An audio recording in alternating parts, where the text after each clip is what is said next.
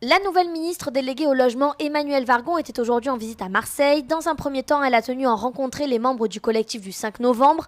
Elle s'est ensuite rendue rue d'Aubagne avec Michel Rubirola, 20 mois après les effondrements de 2 immeubles qui ont coûté la vie à 8 personnes.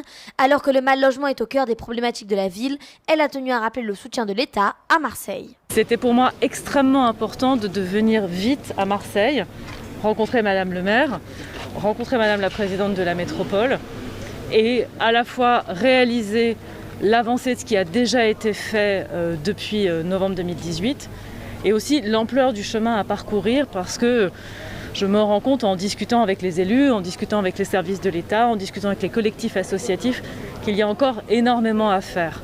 Parce que finalement, l'effondrement des immeubles, ça a aussi accéléré la prise de conscience de beaucoup de logements indignes ou en situation de péril, avec beaucoup d'arrêtés de péril qui ont été pris depuis. Et du coup, en fait, une partie immergée de l'iceberg, si je peux dire, qui remonte à la surface, qu'on voit mieux et qu'il faut que nous traitions.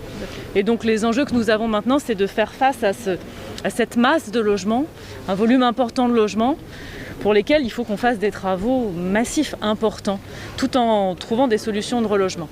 Alors que la municipalité a débloqué 20 millions d'euros de plus que prévu dans le budget 2019, Michel Rubirola a fait le point avec Emmanuelle Wargon sur la participation de l'État pour rénover l'habitat indigne de la ville. Je dirais que d'ici la fin de l'année, on aura quand même une vision très claire de ce qu'on peut faire. Voilà. Après, ça prendra du temps parce que l'immobilier, ce n'est pas un cycle court, c'est un cycle long. Et on est quand même dans une situation où on a 25 ans de passif, entre guillemets, derrière nous. Je ne pense pas qu'on puisse nous accuser de traîner les pieds aujourd'hui. On l'a démontré avec le conseil municipal de lundi. Mais il va nous falloir un petit peu de temps pour remettre en route une machine qui est complexe.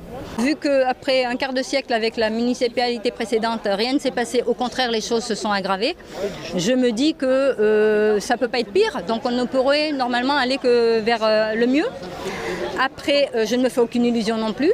Selon la ministre, 250 millions d'euros d'argent public ont été investis pour le logement indigne à Marseille.